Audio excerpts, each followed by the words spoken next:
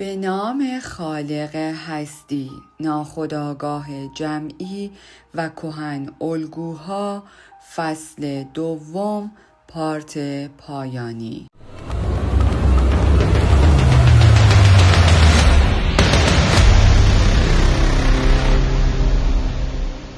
از سوی دیگر پدر نشان دهنده پویایی کهن الگوست، چون کهن الگو هم قالب و هم انرژی دارد.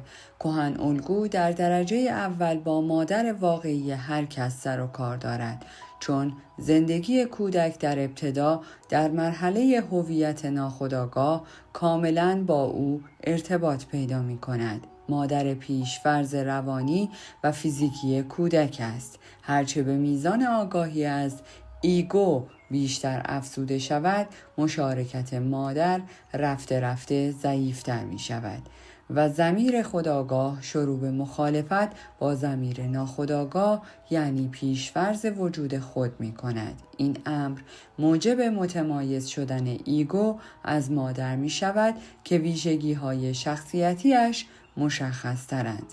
همه ویژگی های حیرت انگیز و اسرارآمیزی که به تصویر مادر وابسته است کم کم رنگ می بازد و به کسی که از همه به او نزدیک ترند، مثلا مادر بزرگ، منتقل می شود. او به عنوان مادر از خود مادر بزرگتر است. او در حقیقت مادر کبیر یا والا است. کم نیست مواردی که او صفات انسانی خردمند و در عین حال جادوگر را دارد. چون هرچه کهن الگو از ضمیر خودآگاه دورتر شود، این ضمیر شفافتر می شود و کهن الگو به طور متمایزتری ویژگی های اسطوره‌ای را نشان می دهد. تبدیل مادر به مادر بزرگ به این معناست که کهن الگو به سطح عالی‌تری ارتقا یافته است. این امر در یکی از مفاهیم باتک‌ها به خوبی نشان داده شده است. پیشکش هایی که برای مراسم دفن یک پدر تقدیم می شود نسبتاً کم است و فقط از غذاهای ساده تشکیل می شود. اما اگر پسر خودش پسری داشته باشد، آن وقت پدر یک پدر بزرگ است و در نتیجه جایگاه بالاتری در جهان دیگر دارد و برایش پیشکشی های بسیار مهمی فراهم می شود.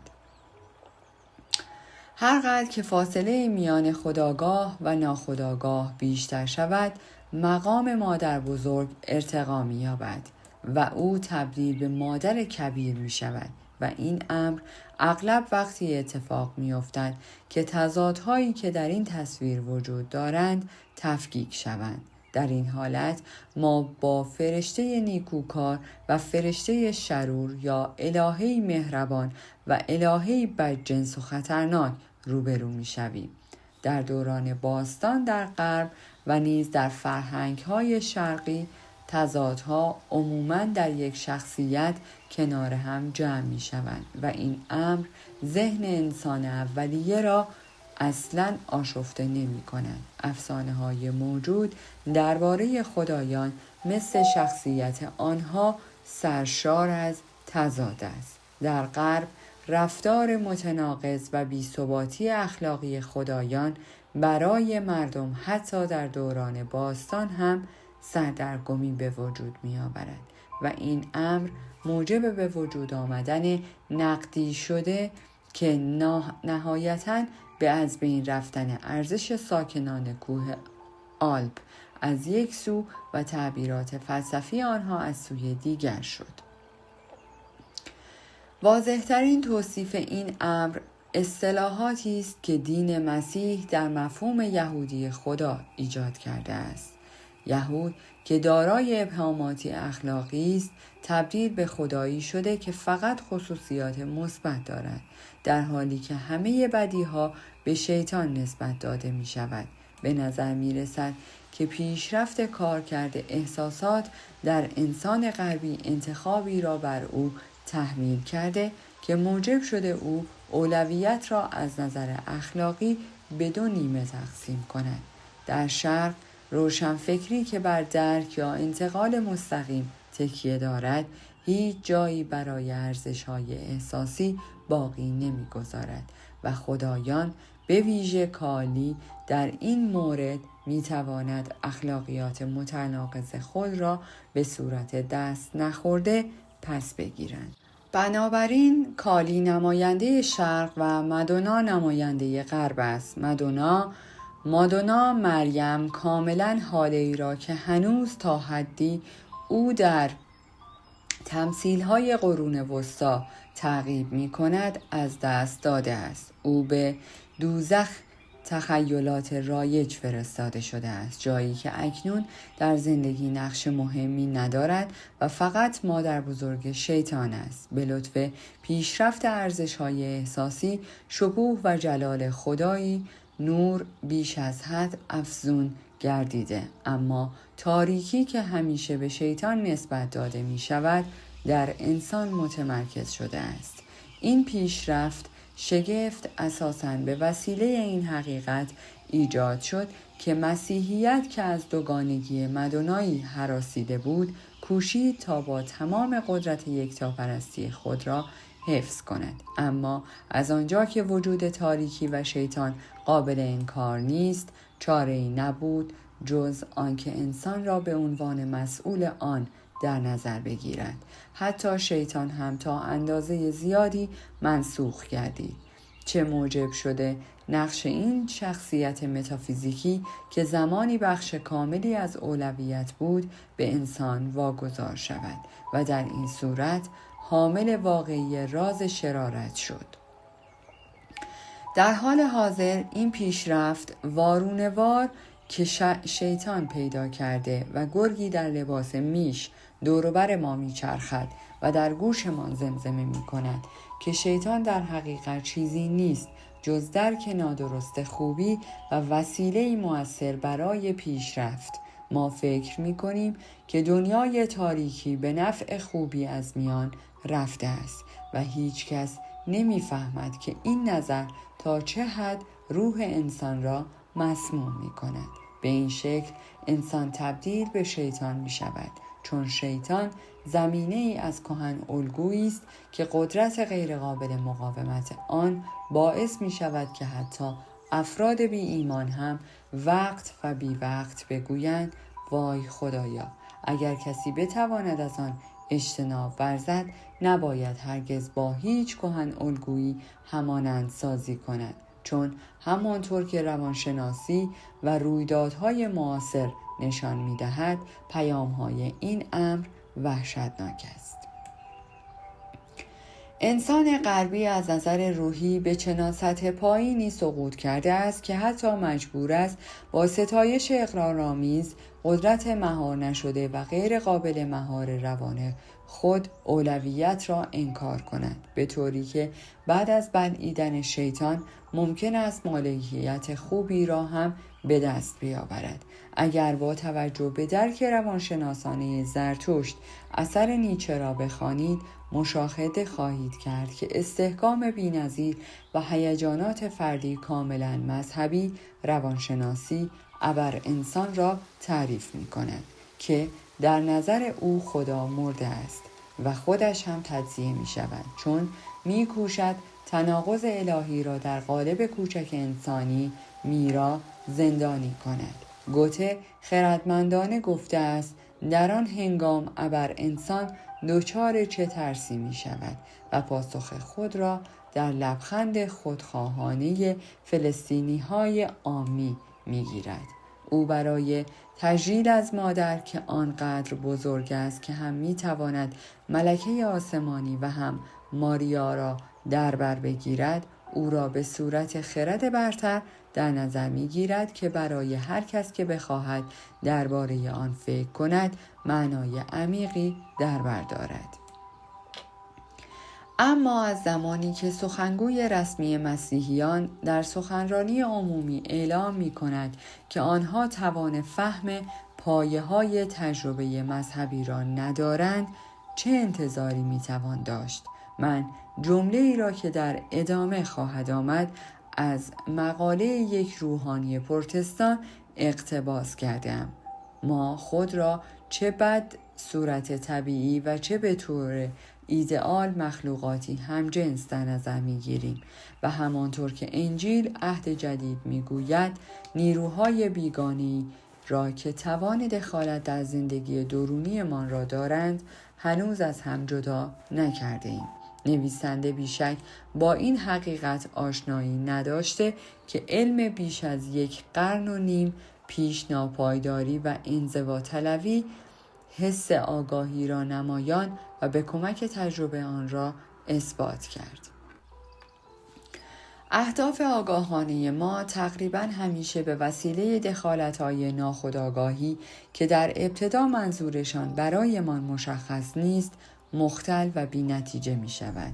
روان واحدی یک پارچه نیست، برعکس دیگ جوشانی آکنده از انگیزه‌ها، بازدارنده‌ها و بازخوردها و برای بسیاری از مردم درگیری‌های میان آنهاست و آنقدر تحمل ناپذیر است که حتی آزادی تبلیغات روحانیون را بر آن ترجیح می‌دهد. اما رهایی از چه چیزی؟ مشخص است که رهایی از یک وضعیت روانی شدیداً سؤال برانگیز. یک پارچگی آگاهی یا آنچه شخصیت نامیده می شود به هیچ وجه یک واقعیت نیست و فقط آرزویی مطلوب و خواستنی است. من هنوز فیلسوفی را به یاد دارم که او نیز درباره این نوع وحدت جار و جنجال به راه انداخته بود و درباره اختلال روانیش با من مشورت می کرد.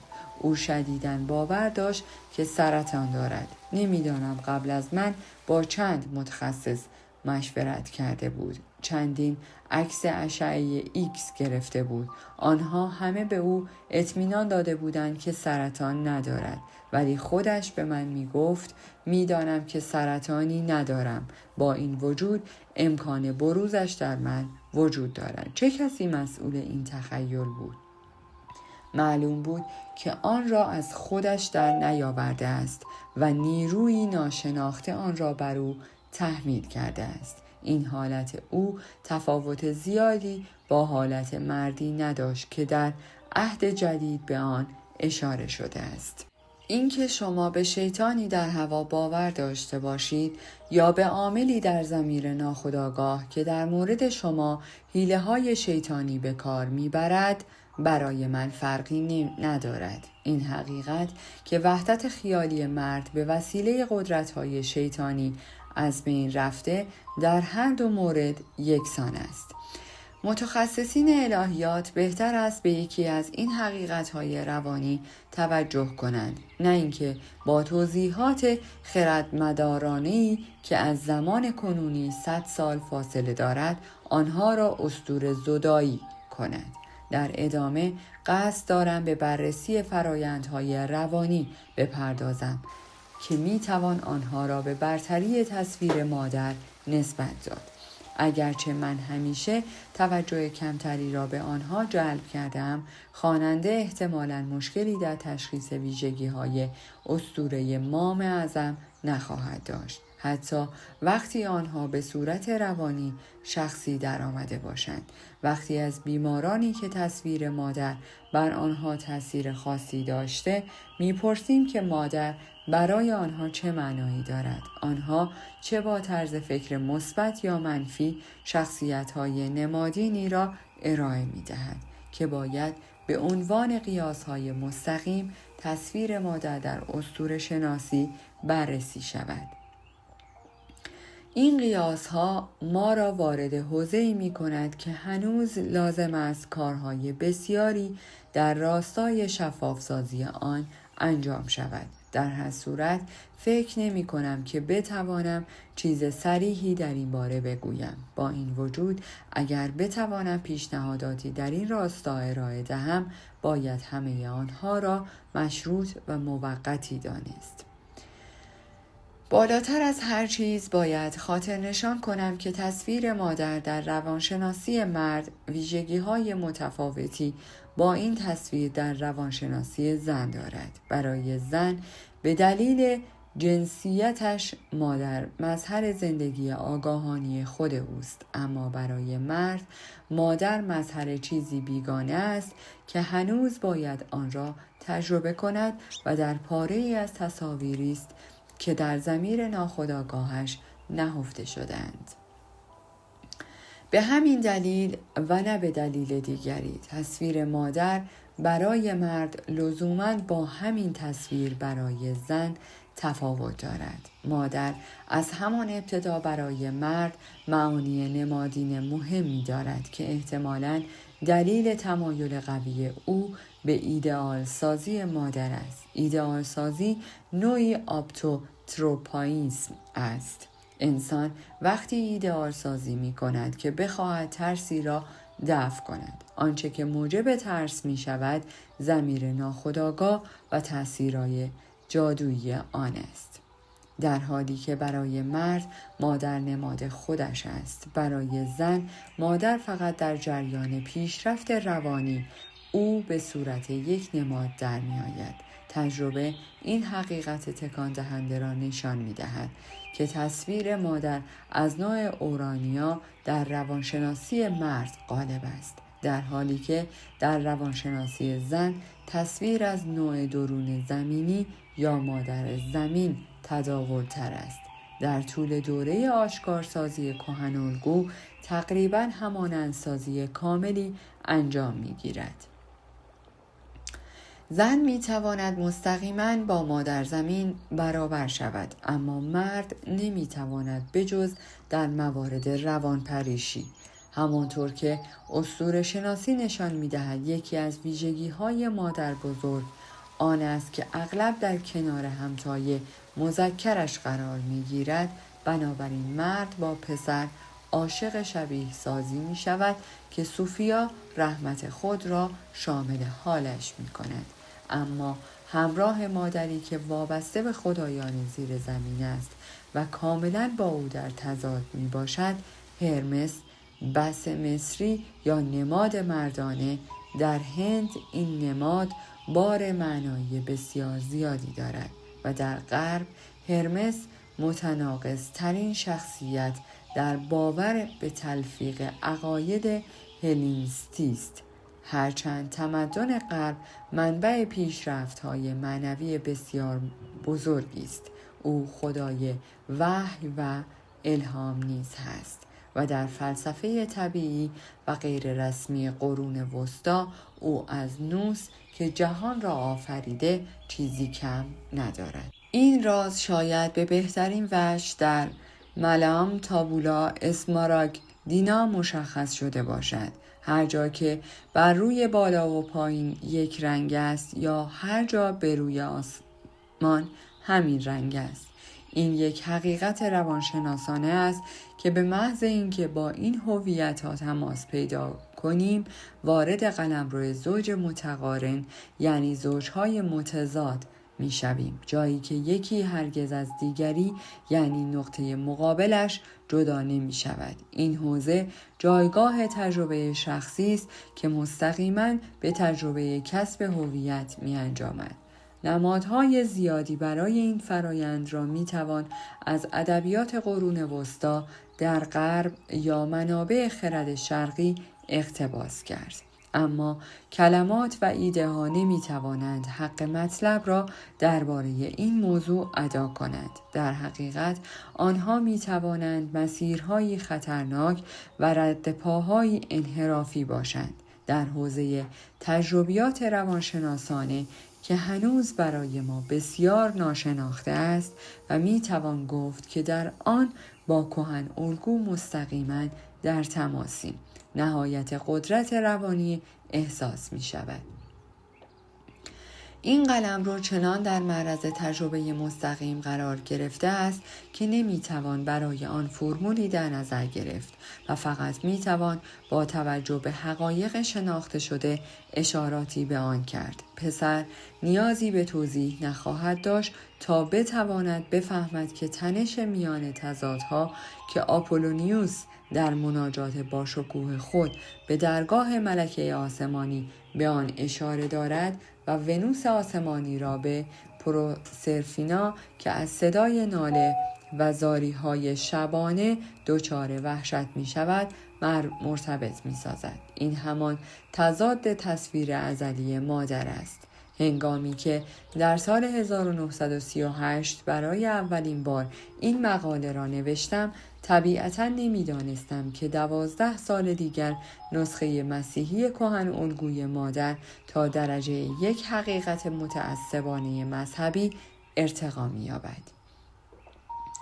ملکه آسمانی مسیحیان به وضوح همه ویژگی‌های المپی خود را بجز درخشندگی، خوبی و جاودانگی از دست داده است و حتی کالبد انسانیش چیزی در معرض فساد مادی است، در حالی که لباس فساد ناپذیر ابدی را پوشیده است. با این وجود تمثیل‌های متنوع درباره مادر خدا با تجلی پیدا کردن او در وجود ایزیس و سمله ارتباط پیدا می‌کند. نه تنها ایزیس و هوروس کودک تمثیل‌های پیکرشناسانه اند، بلکه تشنج عروج سمله مادر دیونیوس که در اصل فانی بود نیز فرضیه باکره مقدس را پیش بینی می‌کند.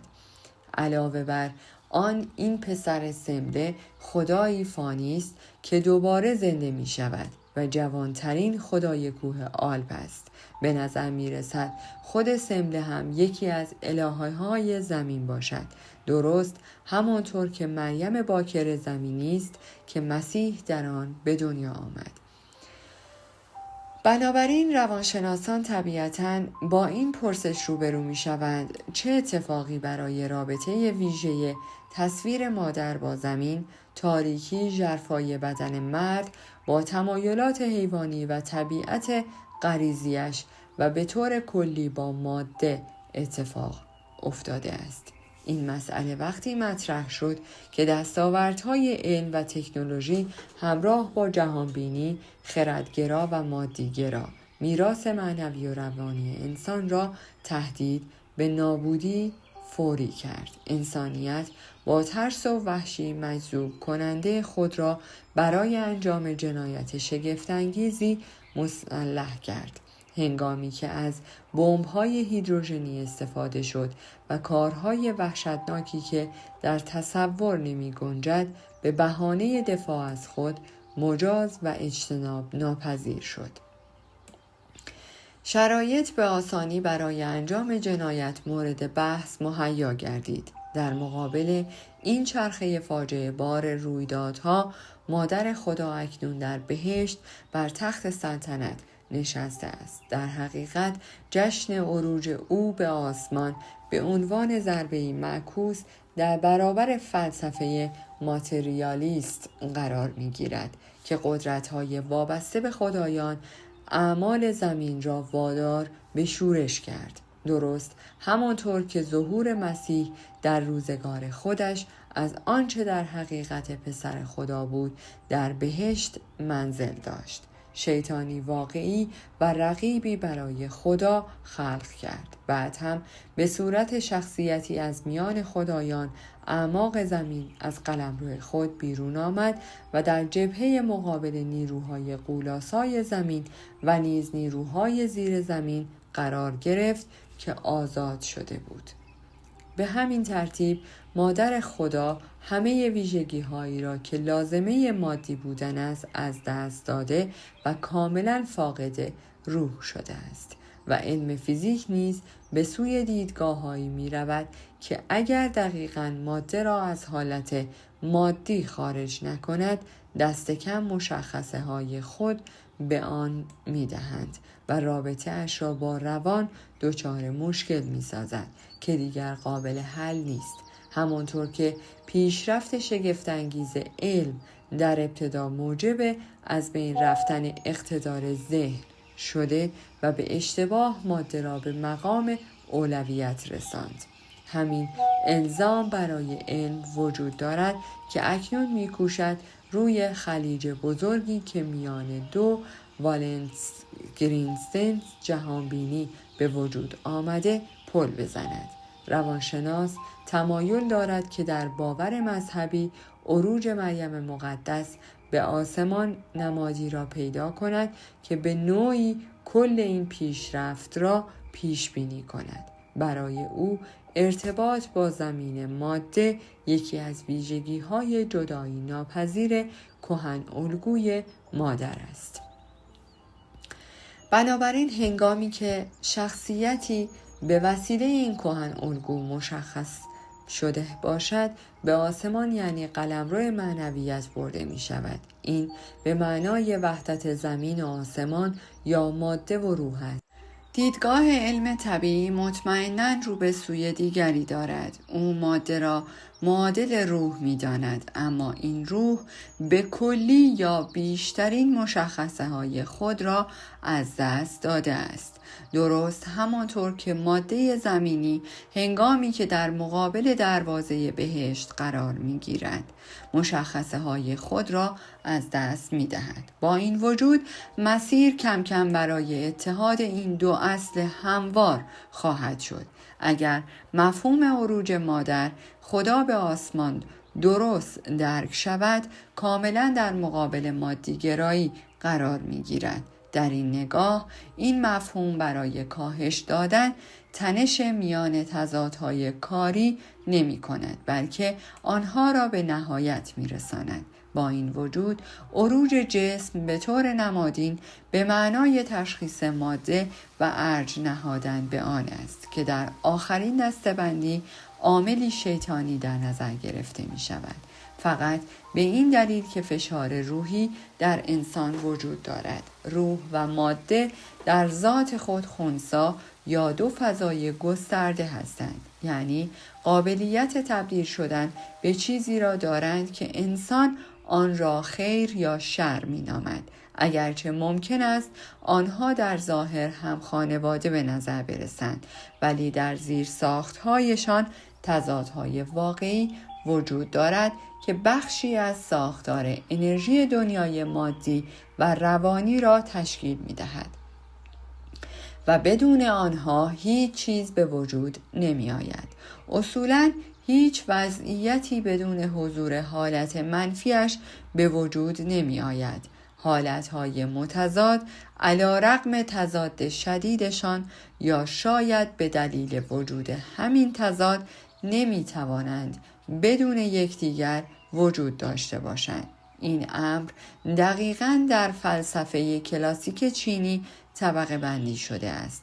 یانگ، نور، گرما، خشکی و اصل مذکر در درون خود دانه یین، تاریک، سرد، مرطوب و اصل مؤنث را دارد و بالعکس. بنابراین ماده ممکن است حاوی بذر روح و روح بذر ماده باشد. پدیده همزمانی که تجربیات راین آن را از نظر آماری اثبات کرده است به تمام این نکات اشاره دارد.